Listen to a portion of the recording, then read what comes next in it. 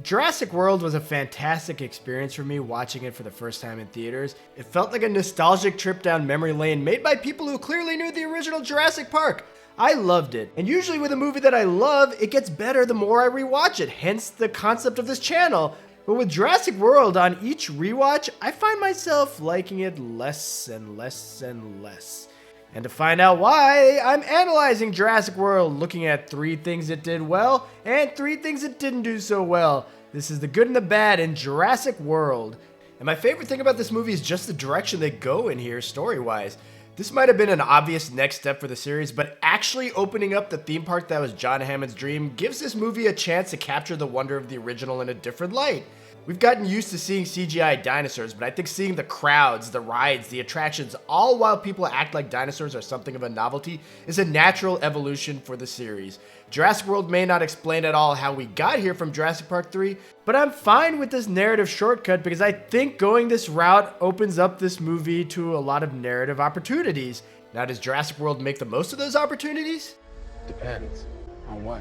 What kind of dinosaur they cooked up in that lab? I hated this line when I heard it in the trailers, but in the flow of the actual movie, it works, because it's very quickly established that the public's interest is dwindling for normal dinosaurs, so the next obvious step would be for a corporation and its shareholders to build a cooler apex predator.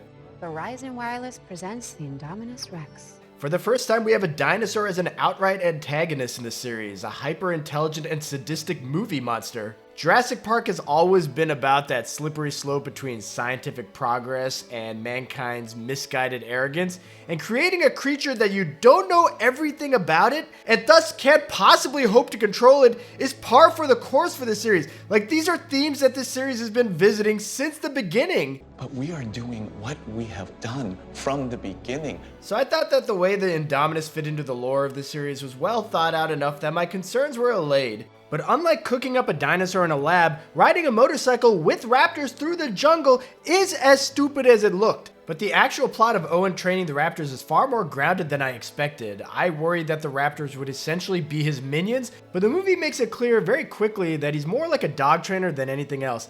Plus, this plays into how he interacts with other characters. You made a new dinosaur, but you don't even know what it is? The lab delivers us finished assets and we show them to the public. Now, these are not the most original characters, and they are pretty cliched. It's hard not to see Owen and just think, yep, that's Chris Pratt. You're looking at him, kid. But especially in the first hour, he feels like a somewhat fleshed out and well-realized character, like he's not an over-the-top action hero yet. However, Owen doesn't really have much of a character arc, but that's where Claire comes in. She is this movie's protagonist as she changes from this detached corporate executive Have fun and take very good care of them, okay? into someone who actually cares about the people around her. The problem with Claire, and really all of the characters, is they keep getting undermined, and that's due to its lack of tonal awareness, which is weakness number 1. Like, there's Vic Hoskins, played by Vincent D'Onofrio. He's so enamored with Owen's ability with the raptors that he wants to use them as a weapon instead of trained soldiers. And as ludicrous as that sounds, I still think it fits the themes of this series. These guys are gonna run straight into the enemy's teeth and eat them, belt buckle and all. So Hoskins' plan is ludicrous, but it's not so far out of line from what we've seen in the series. The problem is, this conversation is essentially repeated like every time Hoskins is on screen. Every time. It just doesn't stop. And it becomes less and less interesting the more mustache twirling that he gets. He's very one note, there's no nuance. I mean, he's smirking when the raptors almost kill Owen and this other worker. And then the movie reveals he's actually kind of orchestrating this whole thing with Henry Wu, who also was made into a villain in this movie. When he was just a generic scientist in Jurassic Park, now he's a mad scientist in Jurassic World because he's wearing a black turtleneck. The villains here lack any sort of nuance, and a big part is the lack of tonal awareness, something that affects the kids as well, Zach and Gray. These brothers aren't so bad, they have their own plot separate from the adults, with some amusing back and forth banter. What do you think's gonna happen from you just staring at them? Thanks, man. You're welcome. But then there's this moment of total tonal whiplash where Gray is crying about their parents getting divorced while Zach gives him some tough love. Broken families are a major theme of the series, and Zach does start to show his affection for his brother after the scene, but it's a waste of time. I don't think their parents getting divorced really would change Zach being proud of Gray for not being eaten by a genetic hybrid. The sudden depression that hits these two in this inconsequential scene feels out of place. It'd be almost like if I just suddenly stopped all of my enthusiasm. and asked you all to like and subscribe to my channel if you're enjoying this video. I have a ton of other content, and I would like to, grow this community. You gonna cry? I was just being honest, just wanted you to subscribe to my channel. Yeah, well, it's not up to you. Ah, touche. I should probably cut out the previous part, just like Jurassic World should just cut out the entire divorce plot and we save 2 or 3 minutes and the pacing picks up because the tone of the movie doesn't just veer sharply into melodrama. Then there's Simon Masrani, who might be the most nuanced character in this movie. He essentially owns Jurassic World, and like John Hammond before him, he's less a ruthless businessman and more of an idealist. Hammond entrusted me with this dying wish, and not once did he mention profit. Spare no expense. But once the Indominus escapes and he's searching for answers, Masrani learns that ultimately he might be culpable. Who authorized you to do this? You did? This realization of Masrani's could have been emotional, and he does try to redeem himself by taking out the Indominus himself. Too bad Jurassic World decides now to revisit the joke that introduced Masrani to us, that he's learning to fly, but poorly. Tonally, it's goofy fun, but then the sudden violent deaths of the soldiers and Masrani crashing and burning clashes so much with that tone that I was like, did he just die? Everything was so lighthearted a second ago, and now he's gone? What the hell's happening?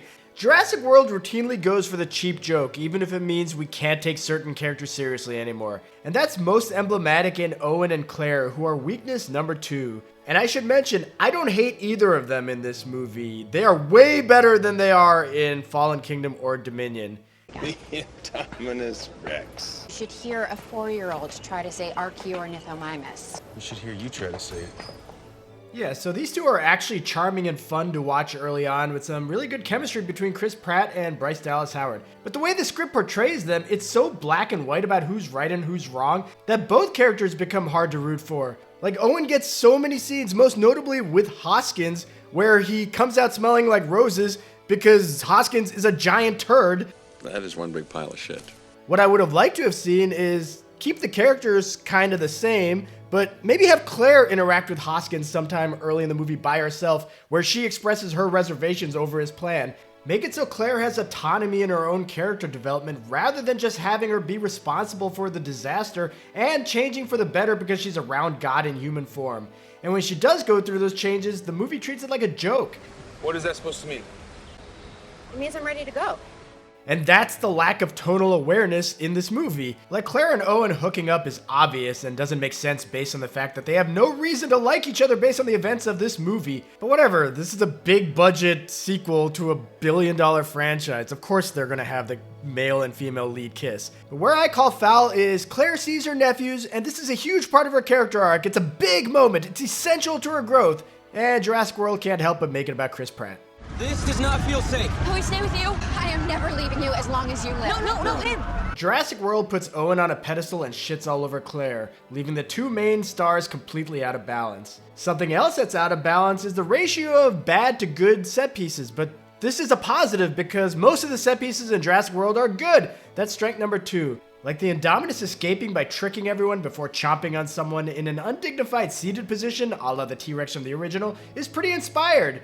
Later, the park security team getting absolutely decimated is so different from the prior movie set pieces because of its action-heavy slant, and it's a blast. And even though this thing is basically a supervillain, I love this visual. Now, none of this is super original. I mean, camouflaging, that's basically Predator. The vitals going out, that's Aliens. Even the Indominus hiding in the pen when the characters don't realize it's in there, that's the classic, the call is coming from inside the house. It's in the cage. It's in there with you. Go! But unoriginal or not, it's something that works here in Jurassic World.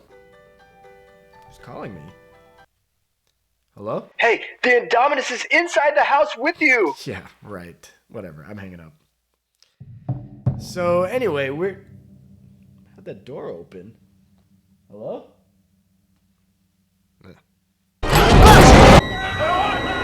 So this movie just does a good job of putting its own unique twist on standard action scenes, like a gyrosphere attack, replacing the vehicular mayhem from the original Jurassic Park. And even though it's tough to swallow the tone of Masrani's death, it's a clever way of releasing the pteranodons to unleash pandemonium on the actual theme park. Again, it's nothing super creative, it's pretty standard stuff, but it just feels like the natural progression of all the chaos that the series was building towards. I do think it's a bit underwhelming with how few deaths we actually see, but Zara's is an all-timer. I know a lot of people have complained that this is too over the top and mean-spirited a death for a character that didn't do anything wrong, and I agree, but I also don't care. It's a damn fun movie death. I do think the set pieces are hit or miss after this one though. Owen riding on a motorcycle with the Raptors looks stupid and serves no purpose other than reinforcing that this movie is in love with Chris Pratt. The Raptors turning on Hoskins' men is okay, but it follows up on an incredibly predictable reveal. I know why they wouldn't tell us what it's made of. That thing's part raptor. And then the final battle between the T-Rex and the Indominus Rex is a ton of fun, even if it relies a bit too heavily on the audience's nostalgia. And this is a double-edged sword, because Jurassic World's third strength and third weakness is the nostalgia. A big part of why I loved this movie so much the first time around were the callbacks, some of them obvious and some of them less obvious. Some of them work as kind of meta jokes, others work by changing the tone from the scene they are referencing, and then some of them are merely sentimental. But why am I beating around the bush? Let's actually go into depth on that T-Rex scene. Everything about this scene is nostalgic. Claire using a flare, the Raptors fighting against a much larger apex predator, the T-Rex being the same freaking T-Rex from the original and coming out the hero. It's such obvious, pure nostalgia being pumped directly into my veins. And I loved it that first time watching it. It felt like such a necessary part of the whole experience. I hated how the Spinosaurus killed the T-Rex so fast in Jurassic Park 3, so no matter how much I was enjoying this movie, I was on constant lookout for the T-Rex.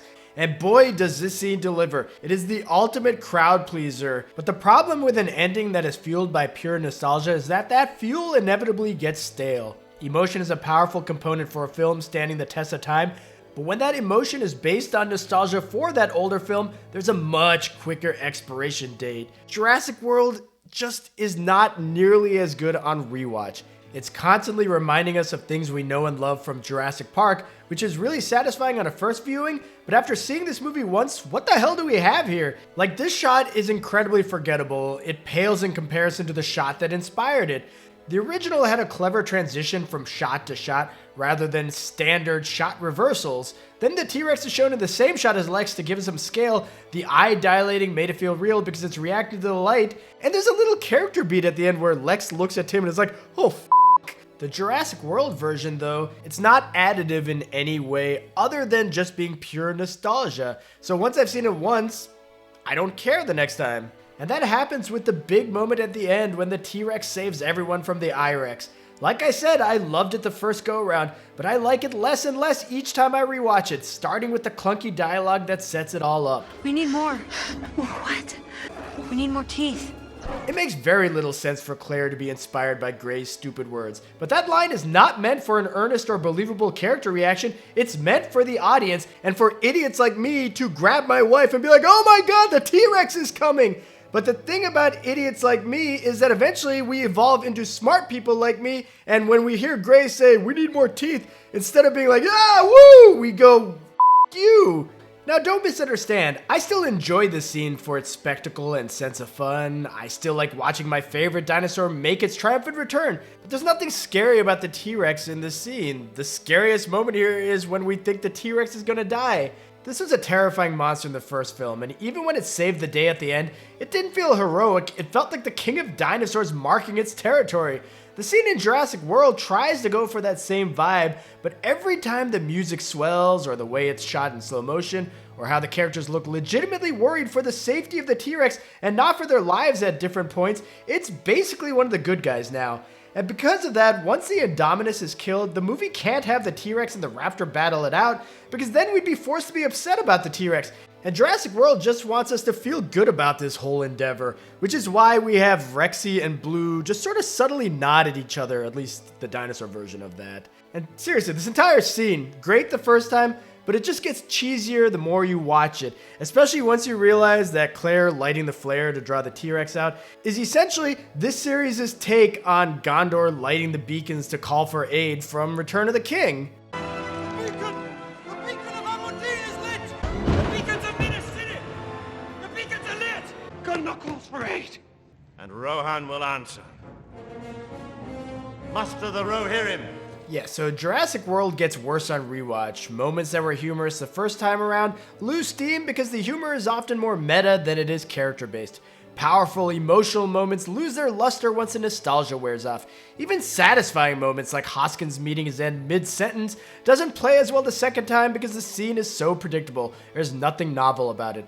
But just because Jurassic World gets worse on rewatch, that doesn't make it a bad movie. In fact, it's probably my second or third favorite in the series. But what it does mean is, whereas I can enjoy Jurassic Park and The Lost World more and more the more often I watch them, Jurassic World is an example of diminishing returns.